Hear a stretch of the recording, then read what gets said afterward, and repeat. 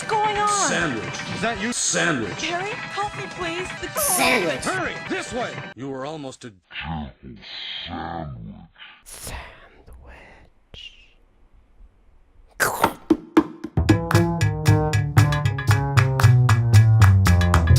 Hello, you fantastic people! My name is Gil, also known as Capture the Gil, and welcome to our E3 coverage! I say E3 coverage, but I actually wasn't there.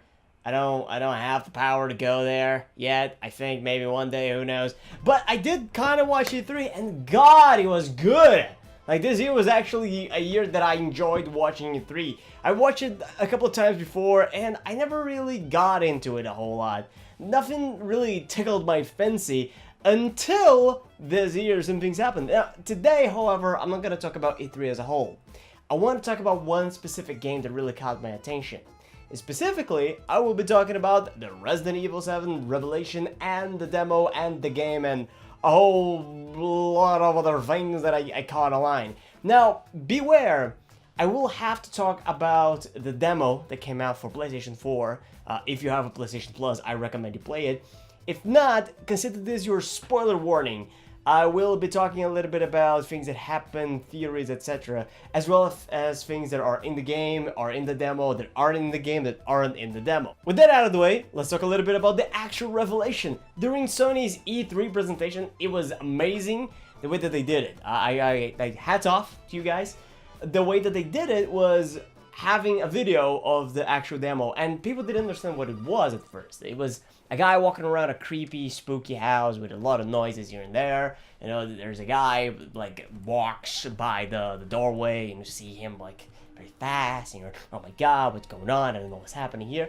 And it looks very not Resident Evil. It looks like a walking simulator horror game. It looks a lot like Outlast and Amnesia. Not exactly like, well, Resident Evil. Great timing. Oh, now it's gone. I have a telephone. God damn it. Thank you, computer. It's very nice of you. It's good. Okay. Show the kitchen. Fantastic. So this guy's walking around the house, and he finds a videotape. He puts the videotape in the VHS player. As for those of you that don't know what a videotape is, it's basically this box. But oh my god, I'm being very condescending. I'm so sorry. That was not intentional. But maybe there are actually people out there who don't know what a videotape is. So yeah, it's a tape that shows video, and you put it on the VHS player.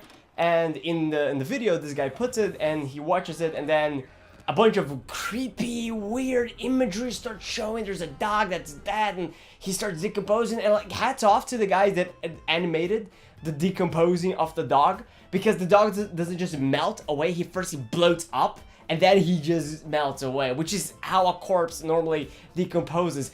Don't ask me how I know that. I spent a lot of time researching weird things at 4 in the morning.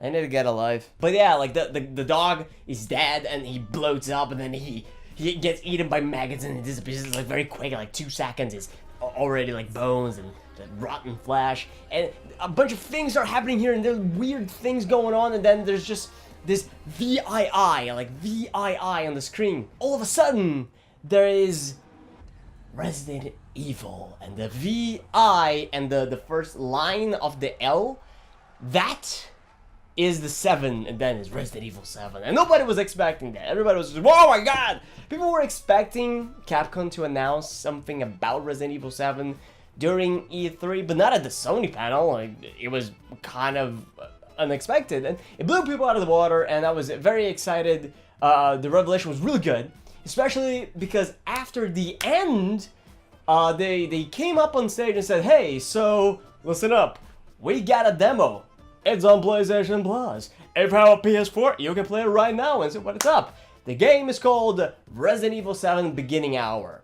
Sorry, not the game, the demo. It's called Beginning Hour. And I don't have a PS4, so I can't actually play it. That's why I didn't stream it or record it.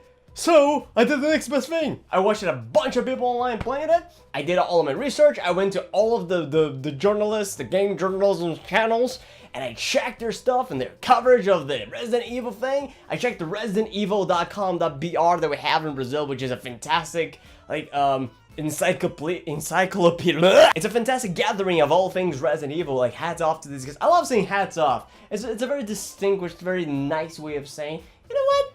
Yeah, fucking good job there, mate. I don't know why I turned Australian there for a second. And now I got my trusty little notepad here and a bunch of nice little things to talk to you about. So this is the collection of things that I have researched up to the date of this recording. Be advised, however, that there are some things that we don't know yet. And I can't tell you what it is because I don't know and I haven't had the chance to try it out. So let's begin at the very top. A very important piece of information. Resident Evil 7 Beginning Hour, which is the official title of the demo, is not a cut from the game.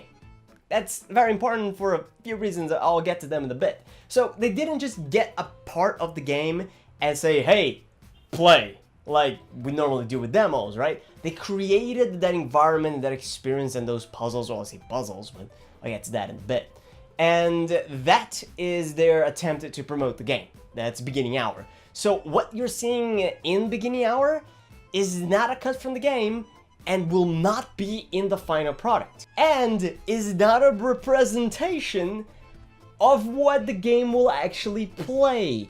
This is very important. This is key. This is not me just saying this. This is not, these aren't my words. I'm quoting, whatever, I forgot his name, I'm very good journalist here. Koshi Nakanishi, the actual director for Resident Evil 7 Biohazard, is the one that said this. The game is a tonal preview, not a content preview.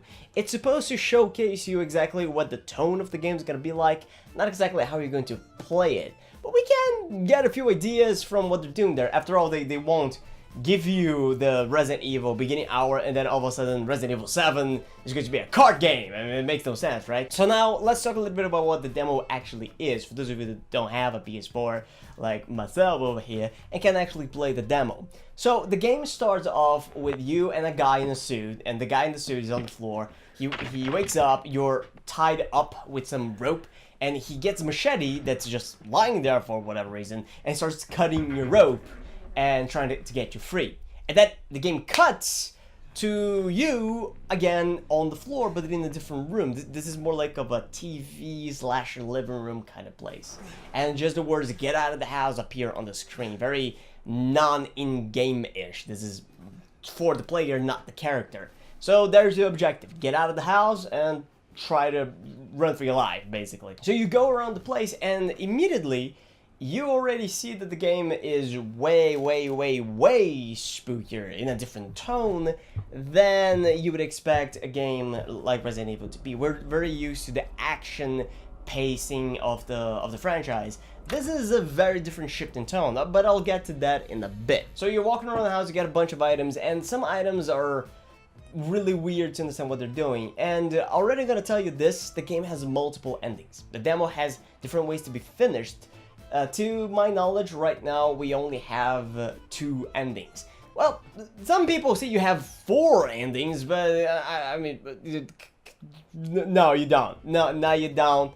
You don't. They are being, they're creating more content that the demo actually has. The reason people say there are 4 endings is because if you do a few different things, you get a phone call that's different. So you get 3 different, oh, see, phone here. So this phone rings and you pick it up. And depending on a few things that you do, the woman on the other side will say 3 different things. I don't remember the exact words, but eventually, but that's it.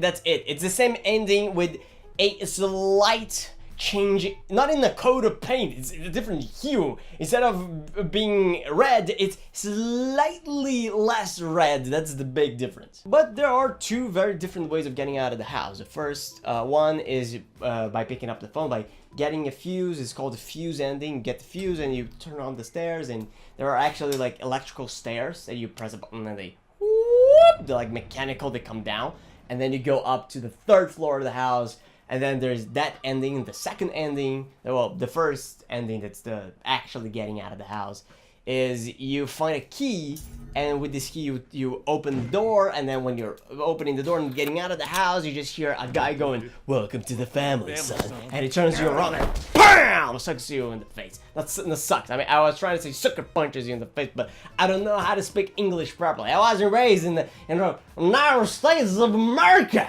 That was a demo, but before we continue, can I just take one small second to talk a little bit about the engine? Can I? PJ, do I have your blessing? PJ and the car have given me their blessing. Oh god, this engine is so good!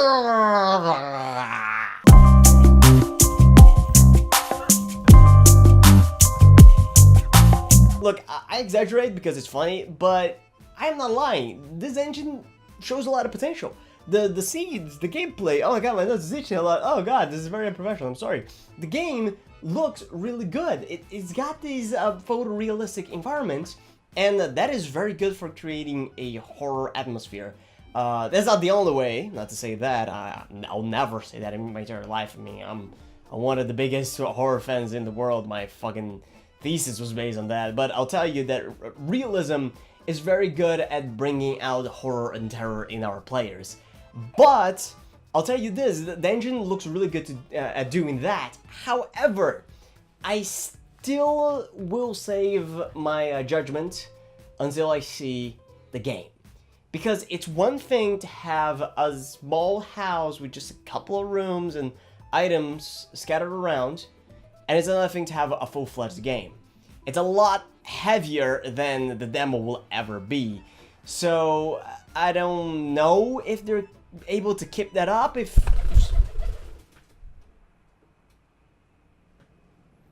Oh, that was rude. As I was saying before, I was rudely interrupted. I am saving my judgment until I see the final version of the game. The RE engine shows a lot of potential visually, and if they can keep the level of fidelity, then perfectly fine by me, but I'm still waiting. All I'm saying, the engine shows a lot of potential. I hope they can keep that up. Please keep that up, alright? Just, can you do it? If you can do it, something similar to it, I'll take it. I'll take 10% less. 20, that's my final deal. That's my final offer. Take it or leave it. But the demo has caused a little bit of turmoil, let's say, with the community of Resident Evil. Especially with a few of the mechanics and ideas that they're implementing that have people questioning what the hell is going on. So the very first thing I like to talk about is how the game gives you no weapons. It's a very PT and Outlast and Amnesia inspired, and that's actually not too far from the truth. The director, Nakanishi, actually came out and said, hey, so I looked at Outlast and Amnesia, at the way that they create their tone and their horror, and I think they're fantastic, but I hated the feeling of being defenseless. I wanted a weapon to defend myself. So, this game will have that tone, but you're also going to have weapons in the game. And as a matter of fact, as far as we know, there is a weapon in the game. It's an axe that you can get by using the videotape and the lockpick to unlock a drawer. And then when you go back, you can find an axe there. The axe apparently has no purpose as of yet. I think that they mentioned that it really does not have any purpose. It's only there to feature the movement of the attacking with the melee weapon, which makes me believe that this game will have more melee weapons than any other Resident Evil game. So now, pop quiz! Which one is your favorite character in all of the Resident Evil franchise? Leo, Tris, Claire, or Jill Valentine? We'll conscript those all, because those guys are not going to be in the Resident Evil 7 game, or at the very least they're not going to be playable. As far as we know, and this is official announcement, Resident Evil 7 Biohazard will feature a new character. None of those guys have the past games, and hallelujah, thank the Lord Almighty. I love Leon. I love Chris, I love all those characters, they're a lot of fun, but I'm getting tired of them. I feel like they have run their course, you know. They've been juggling the same characters over and over again, and it's fine with a game like, say, Devil May Cry, where you have one main character, one quote-unquote hero, and using that character over and over again is fine. God of War does that as well, but in Resident Evil, you've always had all of this cast of main characters, and they've been juggling the same characters, changing them over and over again. And I'm like, I'm tired. I want to see you guys do something fresh, something new. Maybe something not as powerful as a STARS mercenary guy. They mentioned that the character won't be defenseless, but they won't have the godlike level of power of superhero ability that Chris Redfield had at Resident Evil 5. I'm looking at you, Boulder. You punching that boulder, it's so silly. And another side note is that this main character is not going to be the guy you're playing in the game, in the demo. And I would also like to point out that in the demo you don't play one character, you play two main characters.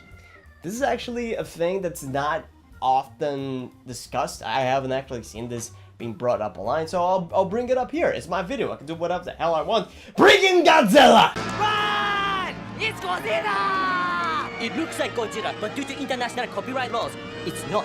Still, we should run like it is Godzilla! Though it isn't. So in the demo, the demo has two parts where you play as two different characters. The first part you play as the guy in the house, and the second part you play as Clancy.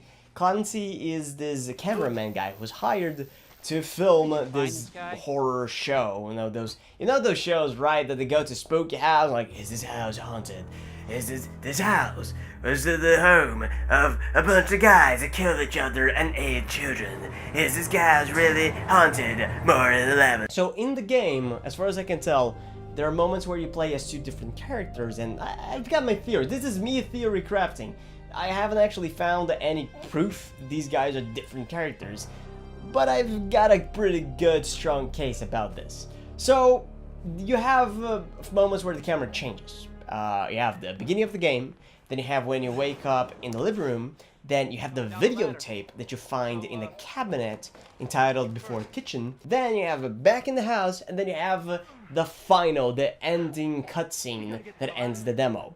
Those are the moments where where the camera changes, your character, quote unquote, changes focus, changes points of view. The reason I believe these characters are different is that, first and foremost, the camera, the videotape, says male Clancy. It gives us the main character's name. Well, male is not his name. Male is just that he's a man, and then his last name is Clancy. We actually get a glimpse at his full name. I just can't remember it right now, where you get it or what it was, but it's there. So in the very first cutscene, Clancy is, tied up with rope, and he raises his hands and looks at them, and you can see that on his left hand he has a watch, and on his right hand he has a wristband.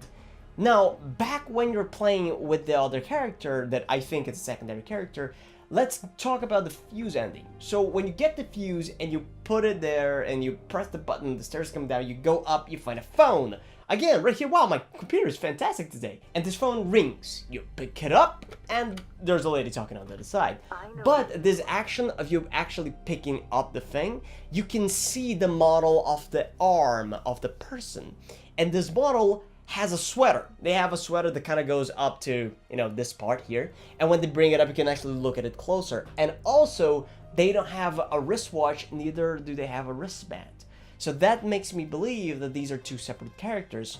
Eventually, however, the demo ends. And at the very end of the demo, your guy, I think Pete is his name. Yeah, Pete. Pete, who is the guy in the suit, he gets up, he gets the machete, starts cutting the rope in your hand, and there's a noise. And all of a sudden, while he's cutting the rope, there's a lady that raises up, and she stands up, and then she pierces Pete's chest, and rips out his guts, and he's dying, there's blood everywhere. And then you look at her, and she's got the hair all over her face, and you don't see it. And then there's a jump cut, and then she jumps at your face, and you can see her teeth gritting. And that doesn't strike me as the type of shot that indicates that Clancy is still alive. So I think Clancy died. Quite possibly some of his remains are in that fridge or in the pot, but never know. Well, not in the pot. The pot was there when Clancy arrived, so maybe in the fridge. I don't know. I haven't seen anybody, try to open the fridge while in the videotape mode.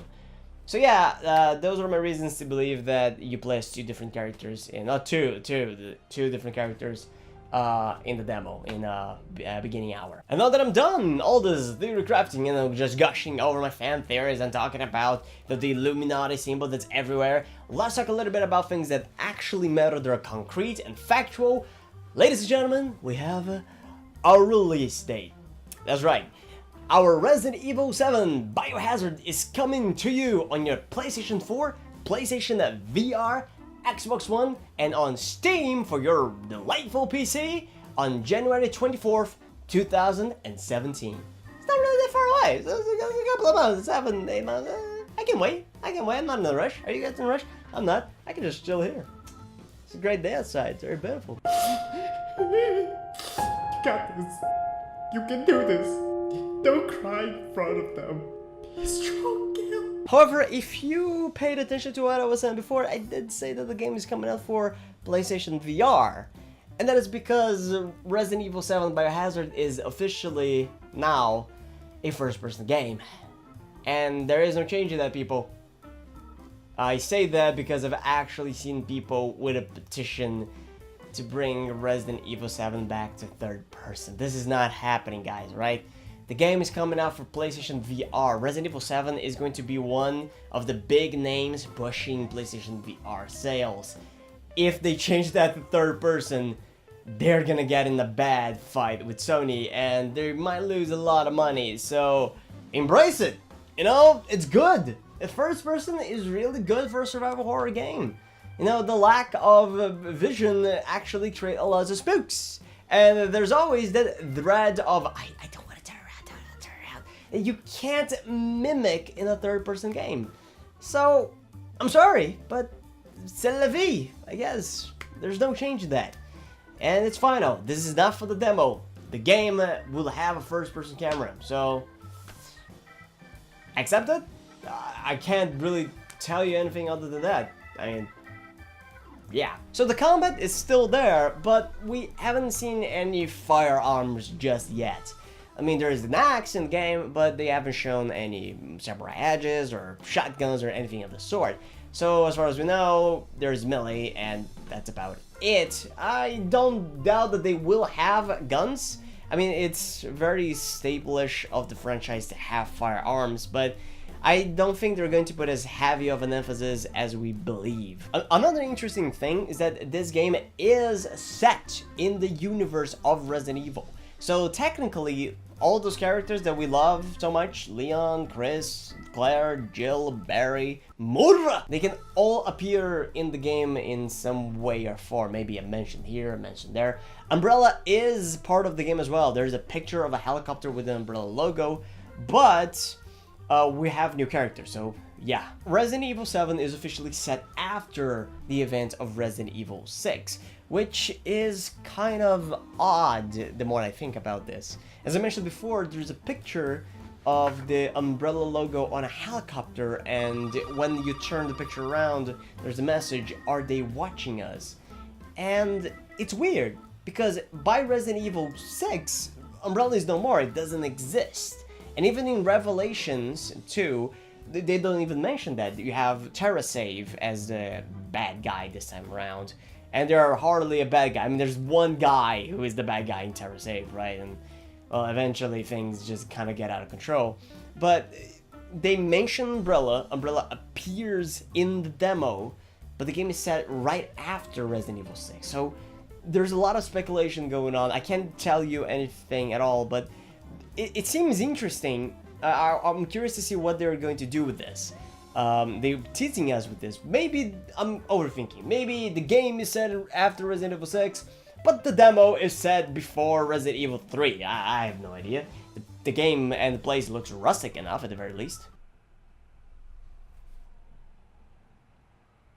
She fucking walked into the shot. Now, the last thing that I have to talk about, which is a very interesting little thing. This is more of a factoid rather than an actual, impactful thing in the game. The official title of Resident Evil is Resident Evil 7 Biohazard, as you can see here on the screen.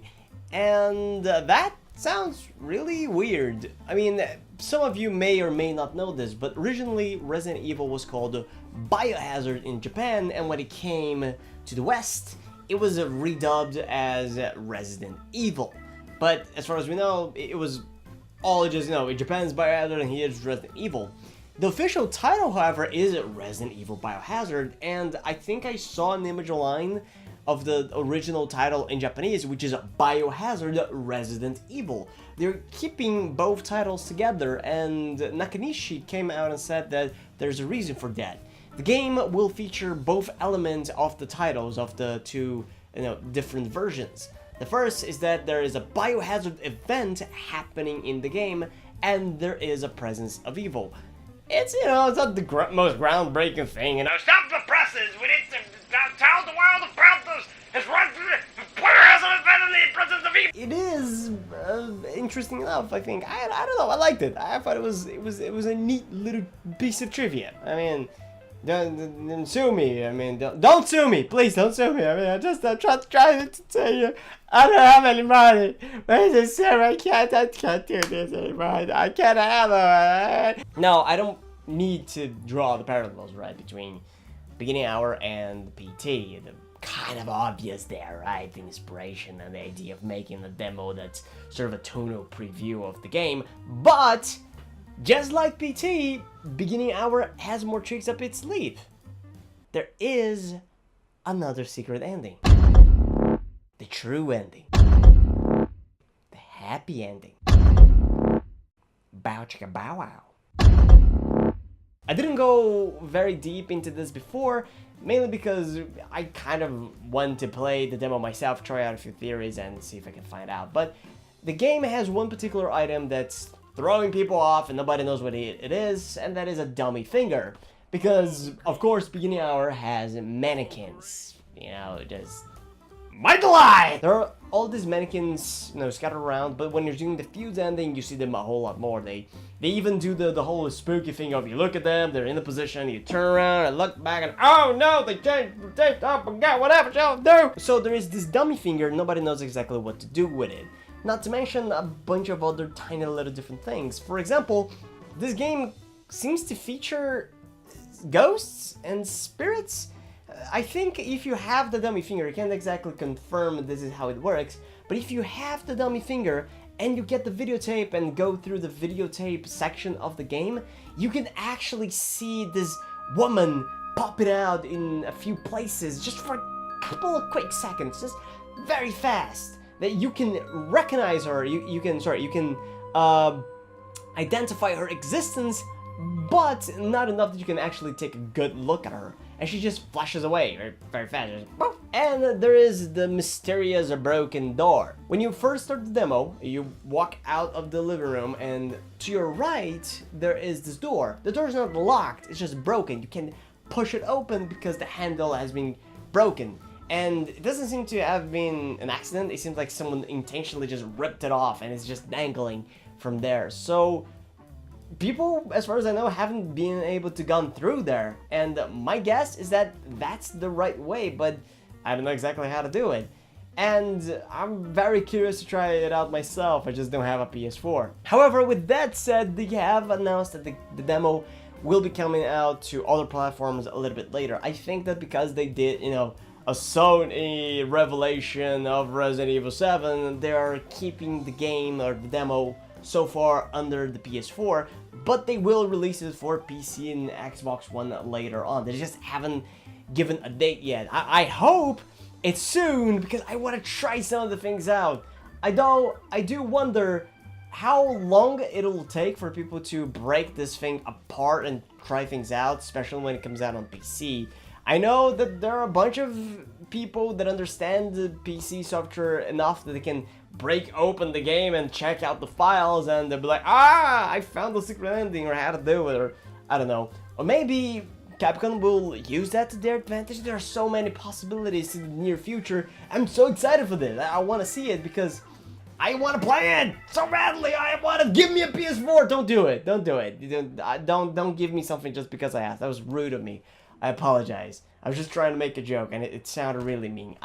Again, I'm very sorry for that. And that is all that I have. Literally, I have spent all of my knowledge of Resident Evil 7 that I have gathered up to the day of this recording. Maybe something new comes out, maybe I'll record an update, maybe not, maybe I just post something, I don't know. But what do I think about this, and what should you all think about this? This is a very difficult situation because I, for one, love Resident Evil.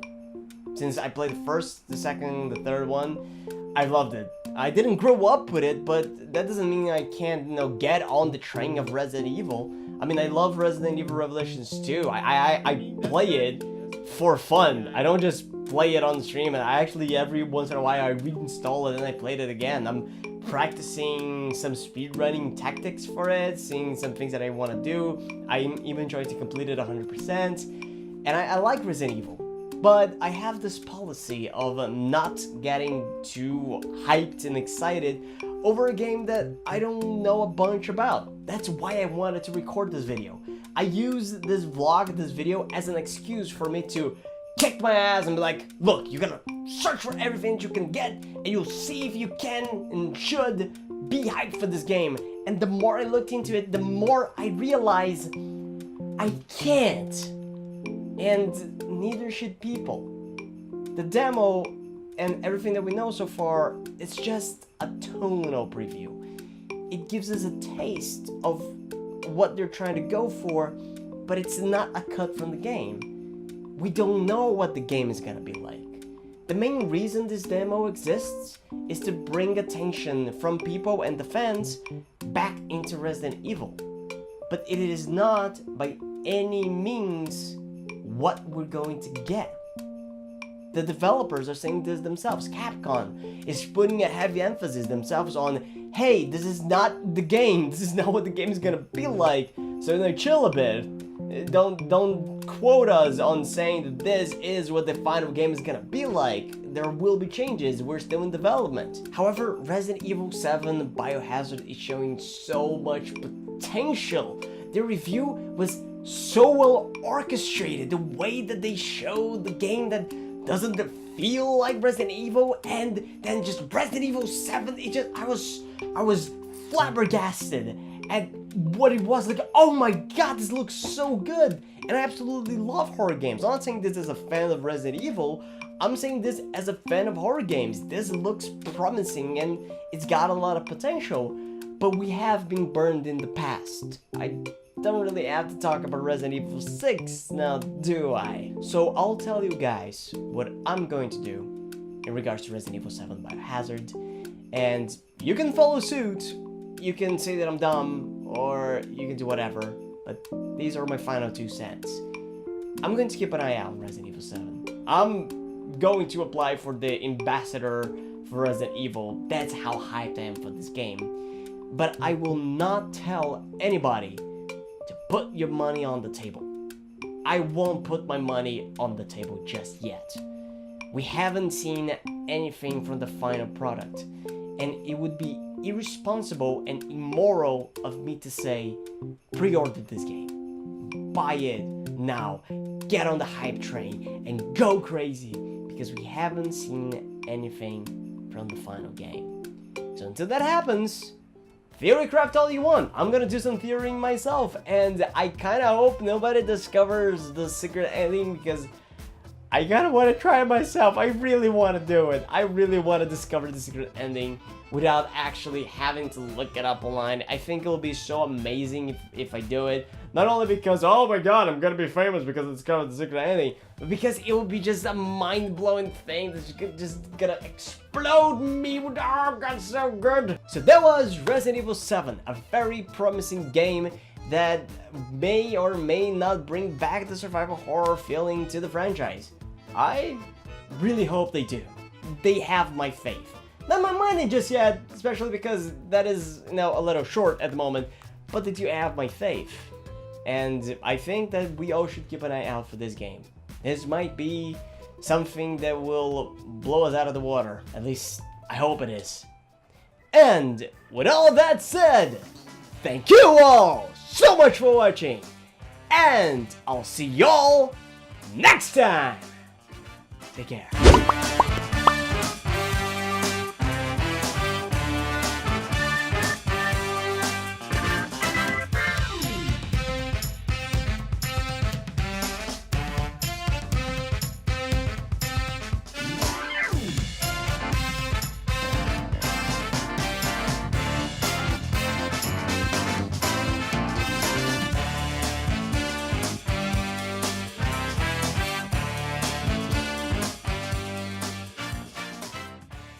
Oh, I kind of forgot to mention this, but there is a video that you guys should check it out. It's called Desolation, and it's kind of the promotional video for the game. It's not the E3 reveal. This is actually something they put up online, kind of after the review. So the review, the reveal. That's how you speak English. You should check it out. It's kind of spooky, and I really like the song. It's called Tell and Rody, which is based on The Grey Goose is Dead. However, they're not at all the same thing. Like, I looked up the lyrics, they changed 90% of the original lyrics. It's just so much different.